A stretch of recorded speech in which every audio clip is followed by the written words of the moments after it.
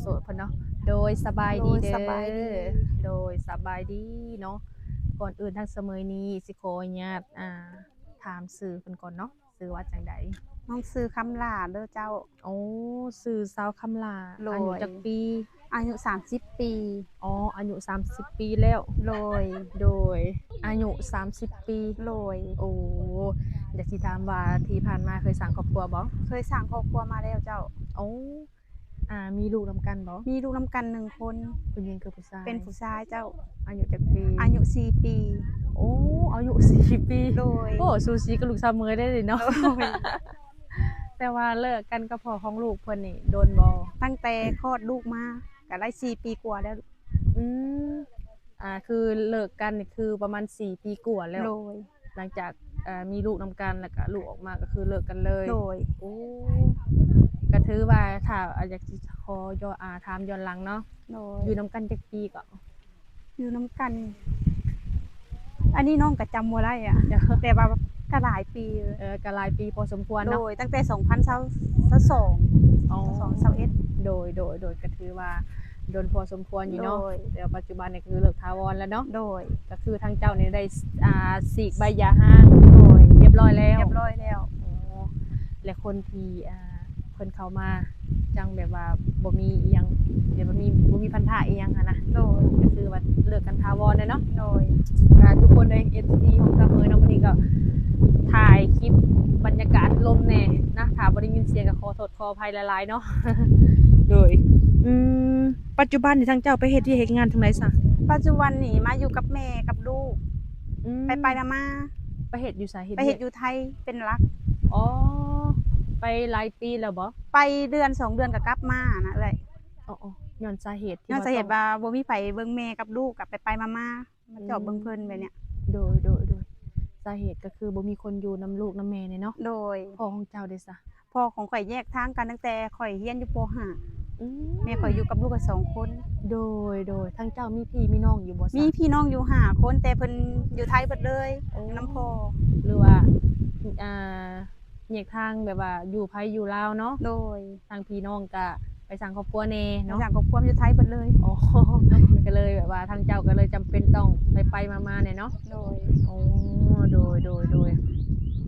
ก็คือทางเพิ่นนี่เป็นผู้สาวโสดในกรณีที่ทางเจ้าออกมาเปิดใจเนาะก็อยากสิถามว่ามักผู้บ่าวแบบใด มักผู้บ่าวมีอายุ 30 ขึ้นไป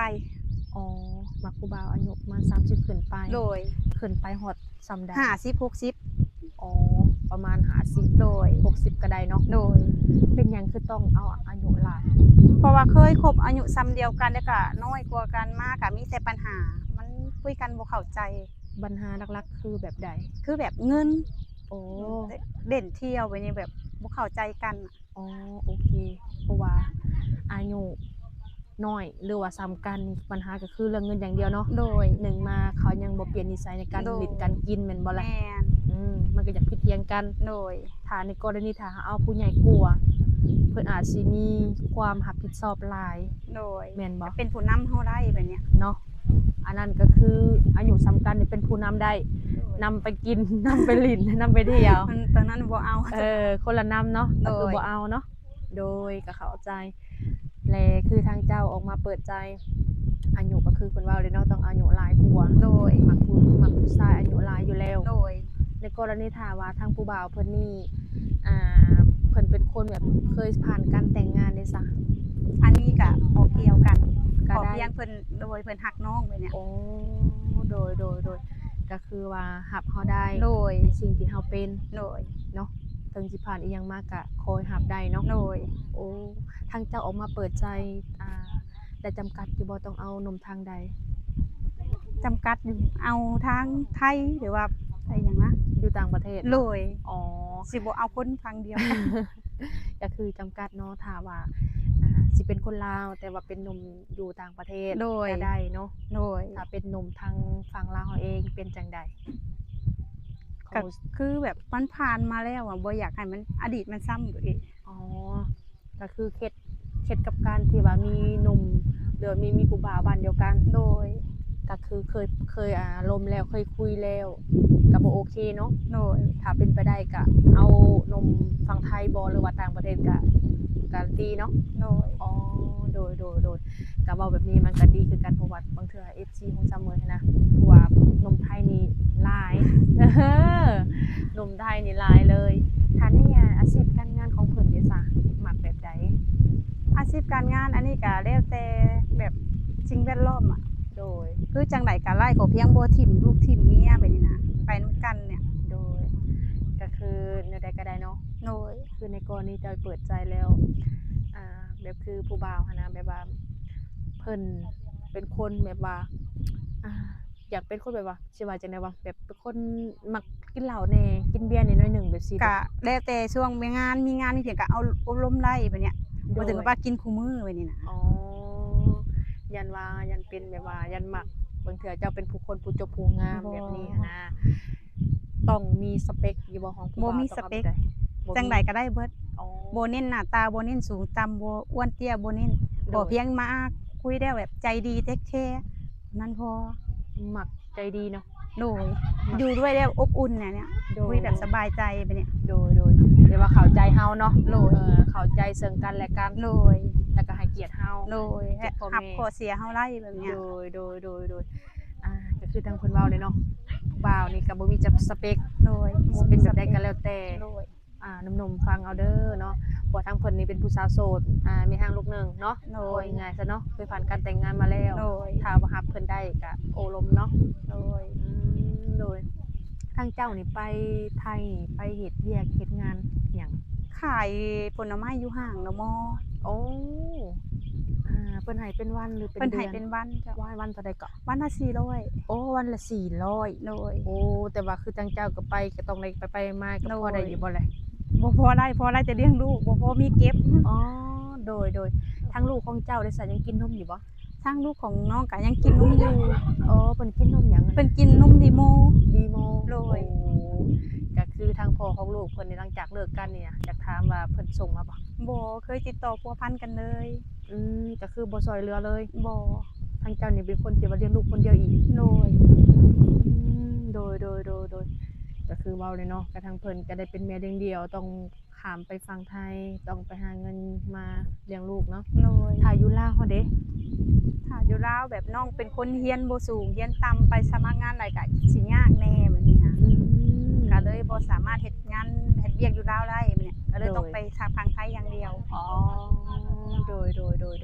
ก็คือเนาะก็เว้าเนี่ยถ้าเฮาไปอยู่พุ่นเนาะถ้าเฮาเงินเดือนประมาณ 8-9,000 เฮามาตีเป็นเงินเฮาก็ถือว่าพอใช้พอจ่าย โด เนาะ ย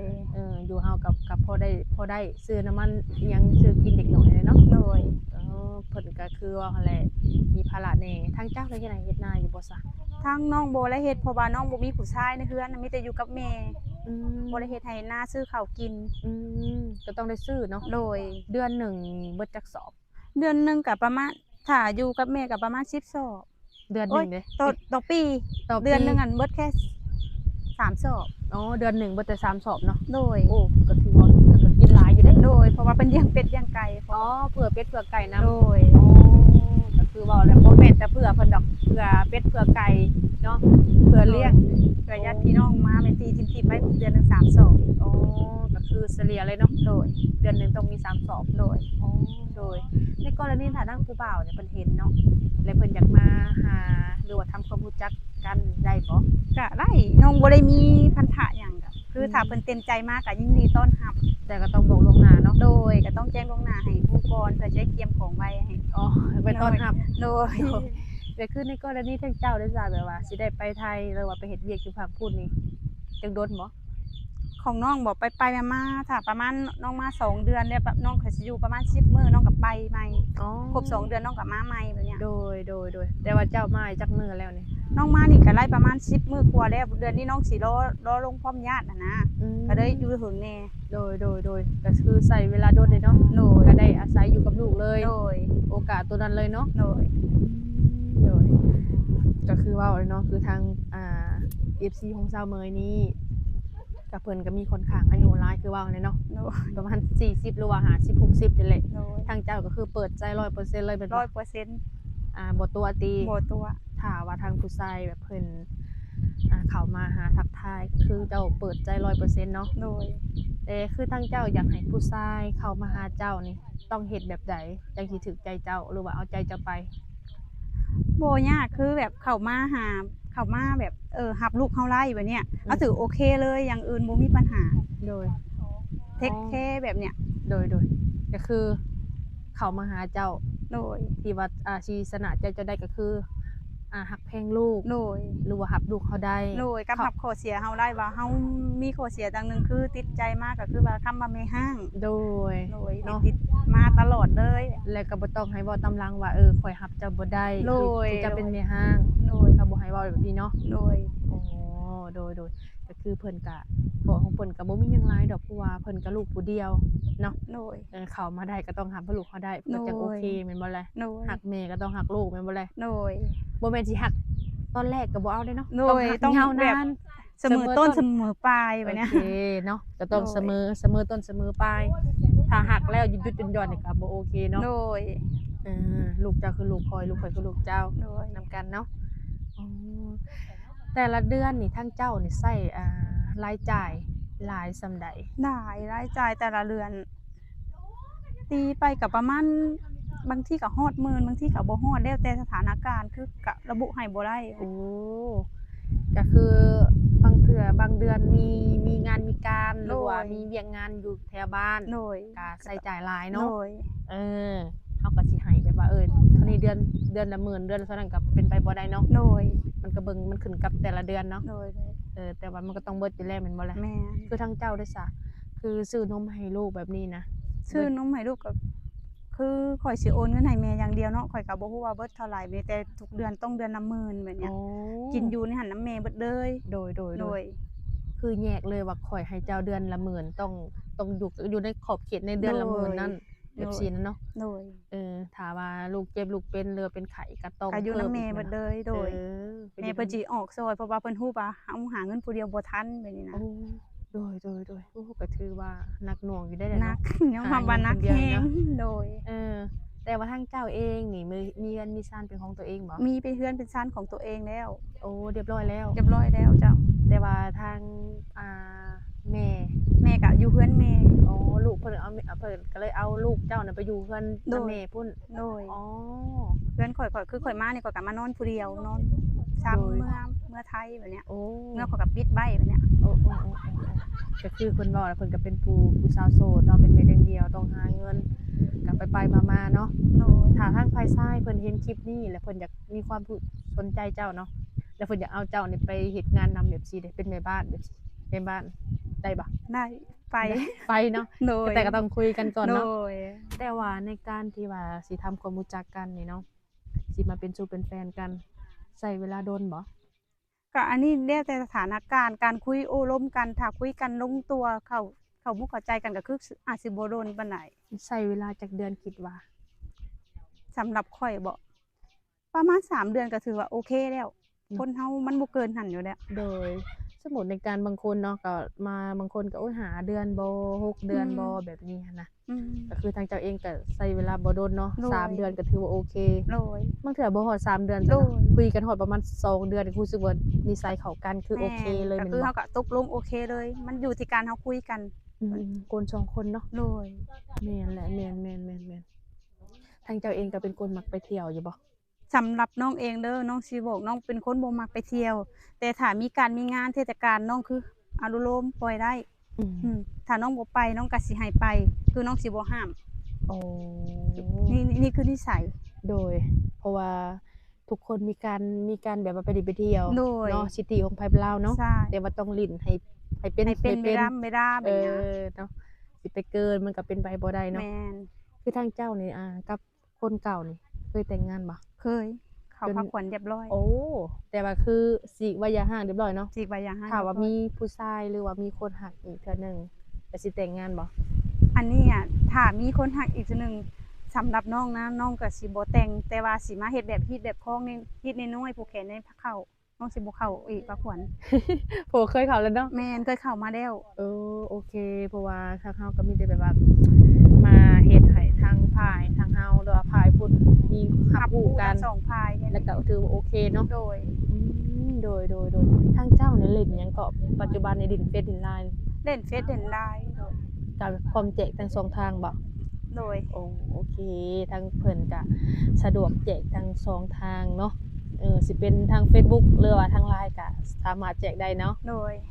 ทางเสมอเองก็สิได้เอาเฟซหรือว่า LINE ทางผู้สาวโสดเพิ่นแล้วไปแจกหนุ่มๆเนาะ โดย ทางเพิ่นคือเว้าแหละสเปคของเพิ่นก็คือเว้าออกมาเลยเนาะสิเป็นหนุ่มทางใดก็แล้วแต่ก็คัดเอาแต่คือหนุ่มฝั่งไทยกับหนุ่มอเมริกาเนาะ โดย แต่ว่าบางเทื่อบางคนน่ะเพิ่นเป็นคนแบบอายุหลายเนาะอายุ50-60แบบซี่หันน่ะแต่เพิ่นเป็นคนที่แบบว่าทางเจ้านะถ้าเพิ่นอยากได้ลูกนำนี่เพิ่นเจ้าก็สิเอาบ่ เอา เอาเนาะ โดย แต่ก็ต้องคุยกันอีกเนาะ โดย โอ้สิเป็นจังได๋ก็แล้วแต่เนาะทางหนุ่มๆก็ต้องทักทายเข้ามาถามทางผู้สาวโสดเพิ่นอีกเทื่อเนาะทางเสมอเองนี่น่ะสิบ่ได้ถามคำถามเพิ่นหลายปานใดเนาะเพราะว่าสิให้หนุ่มๆเนี่ยไว้ไปถามเพิ่นว่าซั่นเนาะมีแต่มื้อนี้ทางเฮาก็สิได้โจบคลิปเนาะสิได้พากันจบเพียงส่ำนี้ถ้าหนุ่มใดคนใดสนใจสามารถทักมาได้เนาะถ้าคำถามใดบ่ถามกับทักมาถามมันเองเนาะโดยสบายดีเด้อ สบายดี โดยสบายดี